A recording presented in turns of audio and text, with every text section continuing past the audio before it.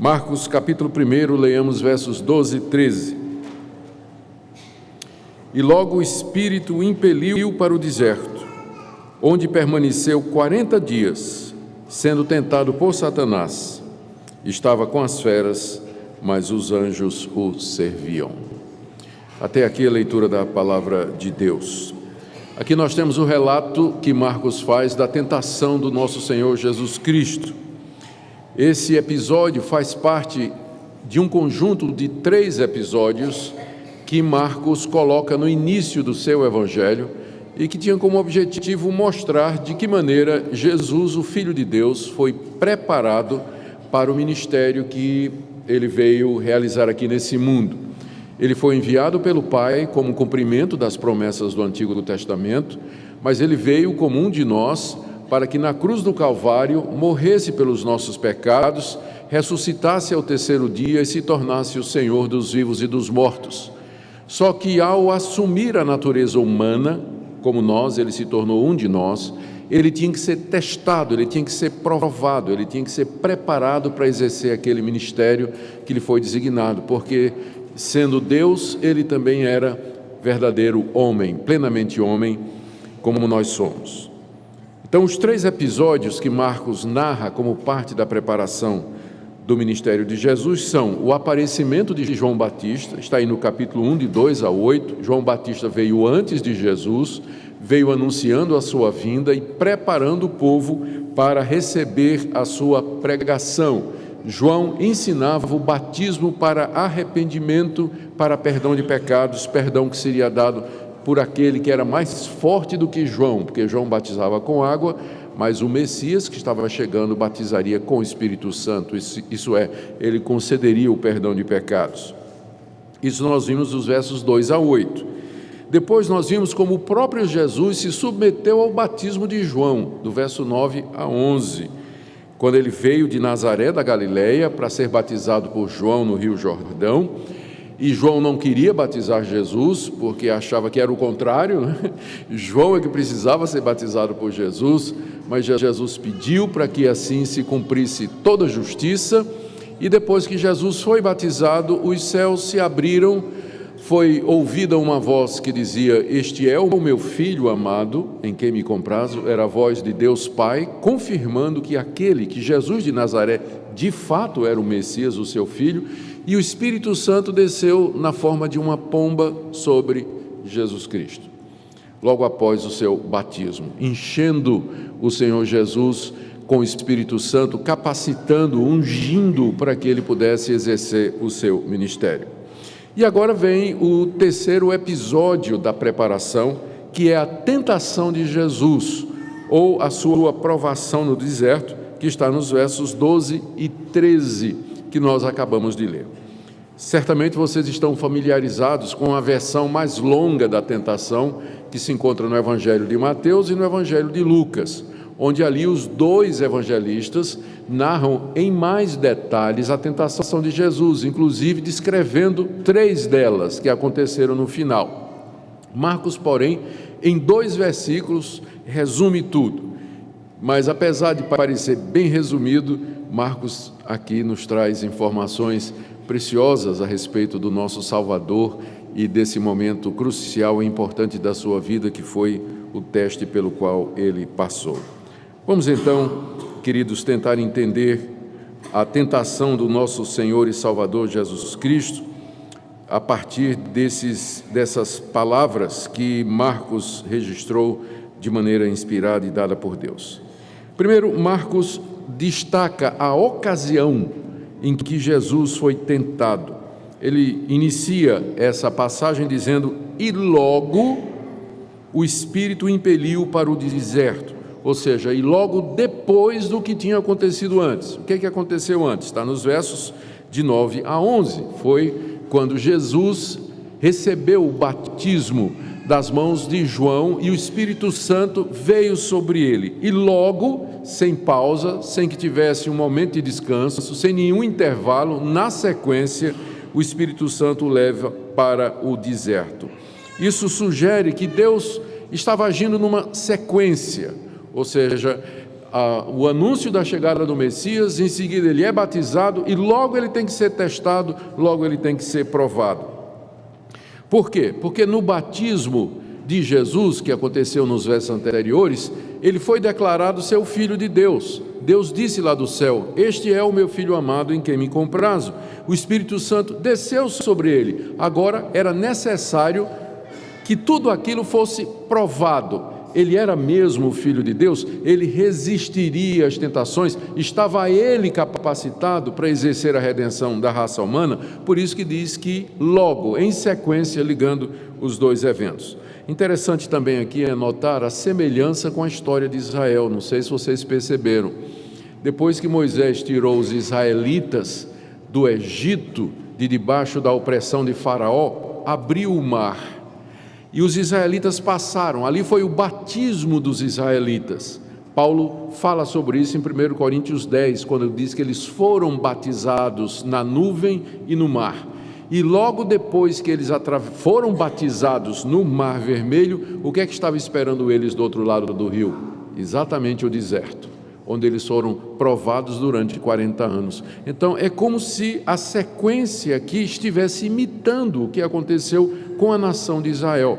Batismo e logo em seguida tentação no deserto. Exatamente a mesma história, Deus repetindo, talvez para nos dizer que depois do nosso batismo, da nossa profissão de fé e do público recebimento como filhos de Deus, nós não entramos no céu. O que está esperando você é o deserto, logo em seguida, que vai durar até o dia da sua morte, em que nós seremos provados, testados a cada dia. Segundo lugar, Marcos nos dá a razão pela qual Jesus foi levado ao deserto para ser tentado. Essa razão está aqui no verbo impelir.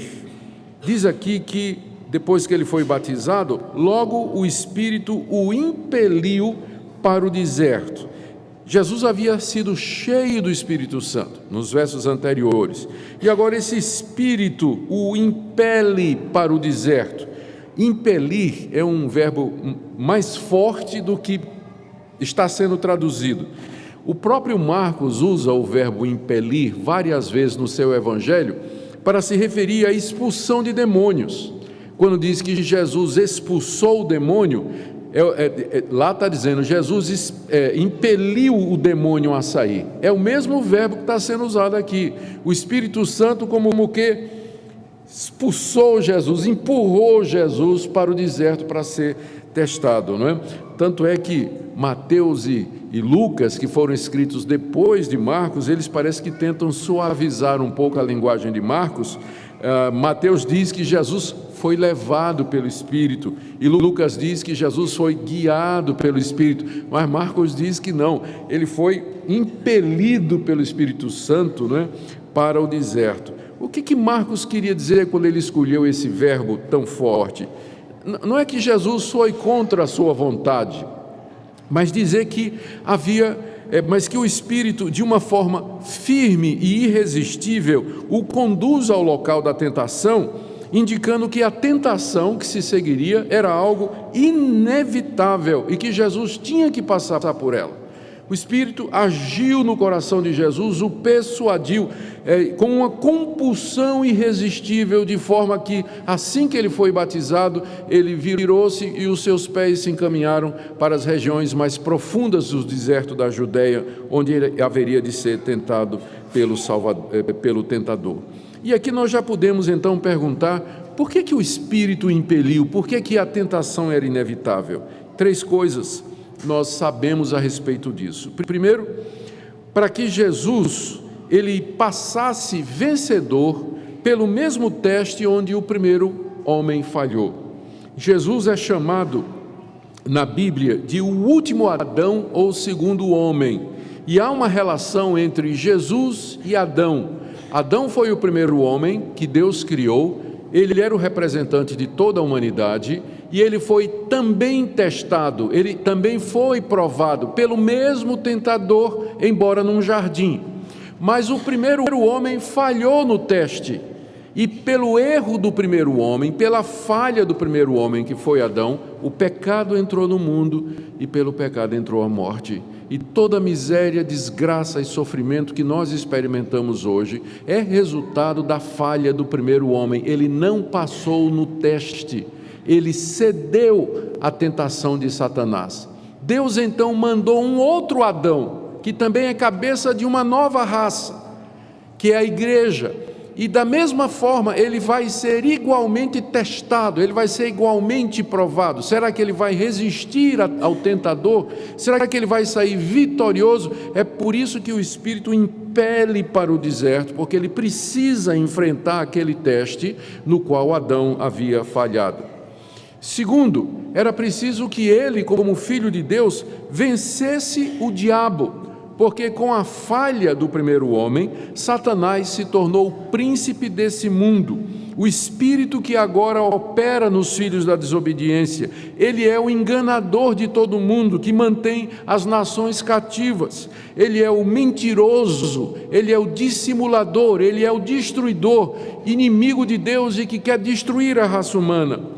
Para que Cristo pudesse redimir a raça humana, salvar a raça humana do poder de Satanás, ele tinha que vencê-lo, mano a mano, frente a frente, num confronto lá no deserto.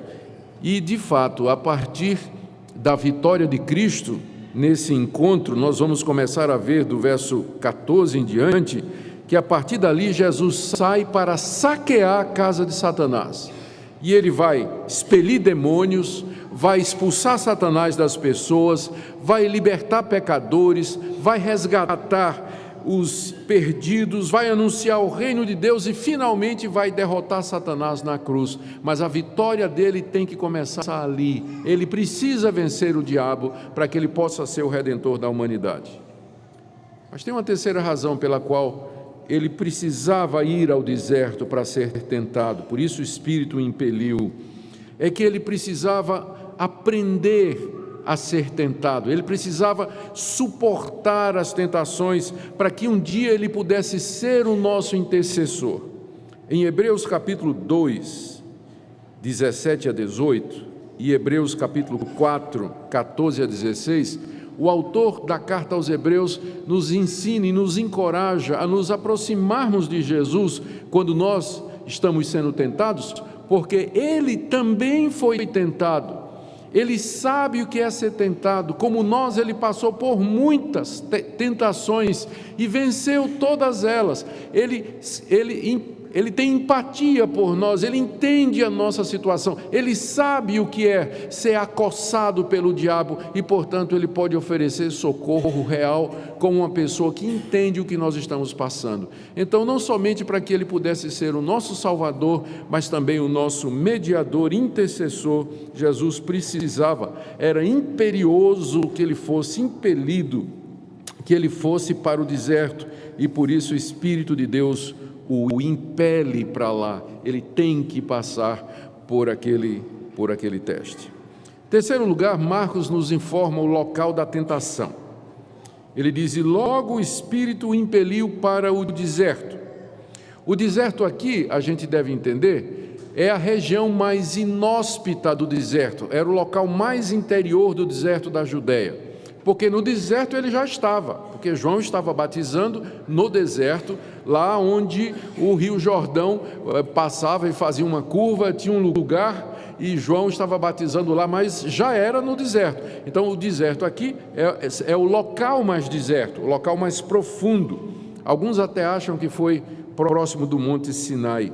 Hoje existem várias capelas e igrejas construídas no que o pessoal entende que foi o local da tentação.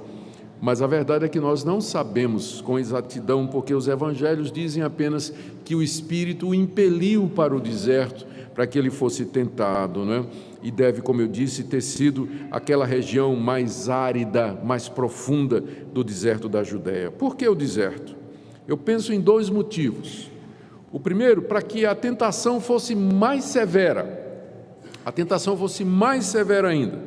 Lá não tinha alimentos, lá não havia água, as condições de repouso e sono eram extremamente precárias, extremo calor de dia, muito frio de noite e a ameaça de animais selvagens. Foi para lá que o Espírito de Deus impeliu Jesus Cristo. A segunda razão, aqui há um simbolismo aqui. Adão foi tentado num jardim, o primeiro homem foi tentado no jardim, e o último Adão foi tentado no deserto, para que a sua vitória fosse mais retumbante e gloriosa. Ser tentado no jardim é mais fácil resistir. Ser tentado no deserto é mais difícil, porque as condições, o ambiente, como que colabora, não é? O ambiente externo colabora com a tentação interna e a pessoa se sente mais tentado a ceder alguma coisa. Tipo assim, se você está com fome, diz que essas pedras se transformam em pães. Adão teria dito: para quê? Está cheio de fruta aqui. Estou cercado de fruteira, não preciso transformar pedra em pão, estou cercado de fruta, tem muito alimento. Mas no deserto não tinha. No deserto não tinha. Então, o ambiente contribuiria para a severidade do teste de Jesus, para que a sua vitória fosse mais gloriosa.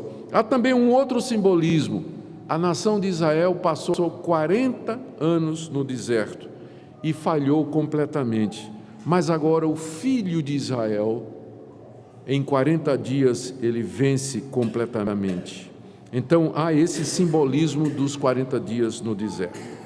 Isso nos leva ao quarto ponto que Marcos coloca aqui no seu breve relato, que é o tempo da provação. Diz aí, verso 12, que o Espírito logo o impeliu para o deserto, e no verso 13, onde ele permaneceu 40 dias. Nós sabemos pelos dois outros evangelhos, Mateus e Lucas, que durante esse tempo ele não comeu e nem bebeu. Ele estava em jejum diante de Deus para poder suportar as tentações.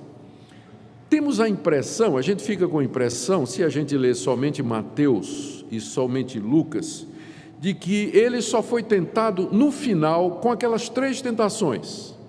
Mas quando Marcos diz aqui que ele permaneceu 40 dias sendo tentado por Satanás, então fica claro para nós de que aquelas 3 tentações que são mencionadas por Mateus e Lucas, elas foram a tentativa final do diabo ao término dos 40 dias, mas que ele já vinha tentando Jesus durante os 40 dias. Foi 40 dias de tentação, de todo tipo de provação e teste. Nós não sabemos que outras tentações foram, além daquelas 3 mencionadas por Mateus e Lucas, mas lá em Hebreus capítulo 4, de 14 a 16, diz que ele foi tentado de todos os tipos e de todas as formas, e que é por isso que ele pode também nos socorrer. Por que 40 dias? Vem a pergunta. E mais uma vez eu imagino que Marcos está aqui, ou que aconteceu e Marcos registrou, por conta do simbolismo. Tem 3 eventos no Antigo Testamento relacionados com 40 dias. Primeiro, a lei veio por Moisés, depois que Moisés ficou quantos dias no alto do monte sem comer? 40 dias. Moisés ficou no alto do monte Sinai 40 dias sem comer para receber a lei. A graça agora veio através de Jesus, que cumpriu essa lei durante 40 dias. Ele cumpriu aquela lei que foi dada em 40 dias, ele cumpriu durante os 40 dias. Segundo evento, Elias, o maior profeta do Antigo Testamento, caminhou sem comer 40 dias para o encontro com Deus na luta contra os falsos profetas. Jesus, que é muito maior do que Elias, é o maior de todos os profetas de Deus, ele vence Satanás depois de 40 dias de guerra espiritual. Como já mencionei, terceiro episódio, Israel passou 40 anos no deserto, sendo preparado para entrar na terra prometida. Jesus é, da mesma forma, tentado, testado e aprovado por 40 dias para poder nos dar acesso à terra prometida, a Canaã celestial. Tudo isso aponta para Jesus como sendo o que veio cumprir as profecias, aquele que é a consumação, a realização de todos os tipos, figuras e símbolos do Antigo Testamento no que diz respeito à redenção. Mas vamos para o quarto ponto de Marcos aqui, no verso 13. Ele diz assim que no deserto ele permaneceu 40 dias sendo tentado por Satanás e estava com as feras, mas os anjos o serviam. Eu quero destacar 4 pontos aqui. O primeiro é que diz que ele foi tentado por Satanás. A palavra Satanás quer dizer adversário, e é o nome que nós damos àquele anjo caído, o demônio que é o líder das forças espirituais do mal, o príncipe desse mundo, o inimigo de Deus e dos homens, que também é chamado do diabo, do enganador, do maligno e da antiga serpente. Por que Jesus tinha que ser tentado por ele? Porque foi ele próprio quem tentou e venceu Adão no paraíso, o mesmo tentador que milhares de anos antes tentou Adão lá no paraíso, é o mesmo espírito imortal que estava ali no deserto para tentar Jesus. Pela queda de Adão, nós já vimos, lhe foi dado poder sobre a humanidade. Ele oprime, engana, corrompe, possui, leva à morte os homens sem Deus. Era preciso então que Satanás, significa o adversário, ele fosse derrotado por outro homem, outro representante, outro cabeça de raça, e assim abrisse o caminho para a redenção. Então esse é o primeiro ponto aqui a respeito da tentação, que é aquele que tentou Jesus, Satanás. O segundo são as tentações. De que maneira ele tentou Jesus? Como eu disse, Marcos não deixa claro. Os outros evangelhos mencionam 3 tentações que são bem conhecidas. Primeiro, transformar pedra em pães. Segundo, tentar a Deus pulando do alto do templo. E terceiro, adorar Satanás em troca dos reinos desse mundo. Essas foram apenas 3 das muitas tentações e representam o esforço final do diabo para levar Jesus a pecar. Tudo isso é muito similar ao que Satanás fez lá no Jardim do Éden, vocês se recordam. Lá ele tentou Adão e sua mulher a obter poder e ser igual a Deus, tentar agir e viver de forma independente de Deus e se submeter a Ele. São as mesmas tentações numa roupagem diferente. A todas elas, o último Adão, o segundo homem, resistiu e venceu. Jesus venceu cada uma delas. A cada tentação, insinuação, provocação, desejo, ilusão, Jesus dizia não, não, não. Por quê? Porque está escrito, está escrito, está escrito. Ele era plenamente submisso ao Pai. Por amor aos seus que ele veio salvar, ele sofreu ali no deserto e resistiu ao tentador. Terceiro ponto aqui, desse último ponto, não é?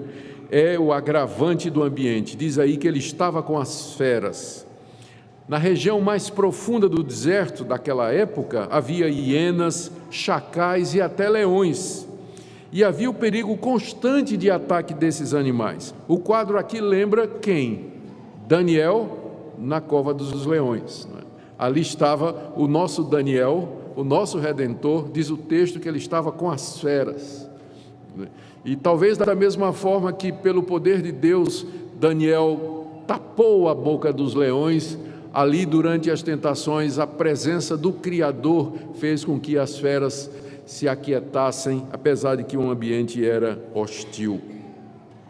Quarto ponto aqui, diz finalmente, é a última passagem do verso 13, mas os anjos o serviam.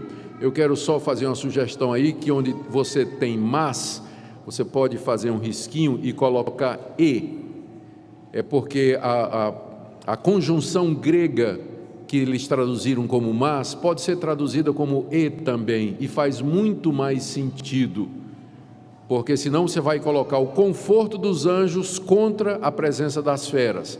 Na verdade, são duas coisas distintas. Ele estava com as feras e os anjos o serviam. Tanto é que as outras traduções, você pode conferir aí, outras traduções em vez de mas, já colocam e. inclusive a revisão da Almeida, que vai sair esse ano, eu já conferi, eles já tiraram o mas e colocaram o e. Então, ele estava com as feras e os anjos o serviam. Durante aqueles 40 dias de sofrimento, de provação e de dor, Deus não abandonou o seu filho. Os anjos o serviam, ministravam a ele conforto, como aquele anjo que vai aparecer para ele lá no Getsêmani, quando ele começa a suar sangue, dizendo: Pai, se possível, passa de mim esse cálice. Lucas diz que veio um anjo do céu e o confortava. Então, durante 40 dias, estes espíritos enviados por Deus confortavam o Senhor Jesus e o fortaleciam naquela luta intensa que ele estava travando ali contra Satanás, o adversário. Ali o destino da humanidade estava sendo decidido, embora a vitória já tivesse sido decretada por Deus. Queridos, Marcos não diz nada sobre a vitória de Jesus, notaram? O Evangelho de Mateus diz que que Jesus finalmente diz para Satanás: vá embora, e o diabo vazou. E Lucas diz que, tendo terminado as tentações, o diabo, vendo que não conseguia nada, o deixou por algum tempo. Mas Marcos aqui não menciona nada de que o diabo bateu em retirada. Termina dizendo: permaneceu 40 dias, sendo tentado por Satanás, estava com as feras, mas os anjos o serviam, ponto. Talvez Marcos queria dizer que a luta de Jesus não terminou ali. Embora ele tenha vencido ali, mas havia ainda, ele venceu a primeira batalha, mas ainda havia uma guerra a ser vencida. E que Satanás haveria de voltar e tentar destruí-lo, como de fato aconteceu. Quando Jesus volta para a Judeia, para a Galileia, e começa a pregar o Evangelho, aparece um fenômeno que não aparecia no Antigo Testamento, e que não apareceu na época de João Batista. O que foi? Gente endemoniada. O diabo veio contra Jesus, apossando-se de pessoas, tomando pessoas e vindo contra ele. Jesus não podia dar alguns passos que tinha gente endemoniada. O tempo todo ele estava expelindo demônios. Não tinha esse fenômeno antes. Mas agora, uma vez que Satanás perdeu a primeira guerra, ele vem na segunda, ondas e ondas de pessoas endemoniadas e possuídas, aparecendo ali durante o ministério de Jesus. E não somente isso, ele veio através dos fariseus, os líderes religiosos que se levantaram contra Jesus para fazê-lo desistir. Não somente isso, através dos amigos de Jesus, o próprio Pedro, numa ocasião, foi usado por Satanás para tentar fazer com que Jesus desistisse da cruz. Finalmente Satanás entrou em Judas, que traiu Jesus. Mal sabia ele que, ao fazer isso, ele estava dando um tiro no pé, não é? Aliás, um tiro na cabeça, quando Judas vai trair Jesus. Mas em tudo isso, o nosso Salvador foi vencedor. Ele nunca cedeu a qualquer tentação de Satanás. Ele obedeceu perfeitamente ao Pai, e é por isso que ele pôde morrer na cruz como nosso representante, porque se Cristo tivesse cedido ao diabo, se ele tivesse caído na mínima tentação, ele teria se tornado um pecador, e ao morrer na cruz, ele estava apenas recebendo o que o seu pecado merecia. Mas porque ele não tinha pecado, porque ele obedeceu perfeitamente, ele vai para a cruz puro, inocente, perfeito, vitorioso, e a sua morte pode ser aplicada, pode ser atribuída como o pagamento do pecado de muitos. E é por isso que o sacrifício dele tem valor para a minha redenção, porque a minha morte e o meu castigo são imputados a ele. Deus olha para Jesus e vê em Jesus o meu castigo sendo pago, a minha culpa sendo expiada através do seu sacrifício. A obediência de Cristo é a base da nossa redenção. Se ele não tivesse vencido o diabo, nós não poderíamos ser redimidos. Terminando, o que é que nós podemos aprender sobre o nosso Redentor? Ele era realmente um de nós. Ele foi tentado como nós somos. Ele sentiu o poder e a força da tentação, muito embora ele não podia cair. em pecado por causa da sua divindade, ele resistiu e venceu a tudo. E agora ele pode redimir completamente os que nele creem. Ele pode socorrer os que são seus quando são tentados. Isso nos leva a algumas aplicações práticas com as quais eu quero terminar nessa manhã. Primeiro, você deve ter ouvido falar de batalha espiritual. Batalha espiritual é uma realidade, mas infelizmente o conceito é muito deturpado em algumas igrejas que reduzem a batalha espiritual a você expelir o devorador, o destruidor e aquele que corrompe e consome os seus bens materiais. Para muita gente, em muitas igrejas, batalha espiritual é você expelir o demônio que está tirando a sua saúde, ou que está prejudicando os seus negócios, ou que está atrapalhando o seu casamento. Gente, essa é a batalha espiritual, a luta para não cair em tentação, para resistir ao diabo, para não ser levado pelas suas mentiras, para nos mantermos puros e fiéis diante de Deus. Essa é que é a verdadeira batalha espiritual. Segunda coisa que nós aprendemos, a importância de estar preparado. Às vezes o Espírito de Deus vai impelir você para o deserto. Não pense que a vida cristã é um mar de rosas e que tudo irá bem, vai ser sempre felicidade e alegria. Quem lhe disse isso devia ser processado por propaganda enganosa. Eu não sei se algum pastor lhe disse isso, mas é propaganda enganosa. O Espírito de Deus vai impelir você para o deserto, e lá você vai ser tentado, e às vezes não é 40 dias, são anos de provas, de testes. Você realmente ama a Deus? Você ama a Deus pelo que Ele é, ou por aquilo que você acha que Deus pode lhe dar? Transforme essas pedras em pães. Mais importante é a comida do que o serviço a Deus. Testa a Deus, provoca a Deus. Se você me adorar, te darei todos os reinos do mundo. E para isso nós precisamos estar preparados, irmãos, porque somos tentados diariamente pelo mesmo adversário, pelo mesmo tentador. E para isso nós precisamos, como Jesus, estar submissos a Deus, cheios do Espírito Santo, conhecedores da palavra. Jejuar ocasionalmente também é bom, como ele fez para poder enfrentar. Por que que muitos crentes caem? Por que que muitos crentes cedem? Por que que eles adulteram? Por que que eles mentem? Por que que eles brigam? Por que que eles rompem relacionamentos? Por que que eles cometem desonestidades? Eles foram tentados e eles não estavam preparados para resistir ao tentador. Terceiro ponto, o tempo da provação está na mão de Deus, queridos. Ele é quem determinou os 40 dias, por isso paciência. Eu sei que já no primeiro dia você diz assim: ó Deus, eu não aguento mais. Por que que isso está acontecendo comigo? O que é que eu fiz para merecer isso, Deus? No primeiro dia você já começa, né? Será que vai durar muito, ó Deus? Lembra daquela promessa: o choro pode durar uma noite, mas a alegria vem pela manhã. Aí no dia seguinte fica pior, né?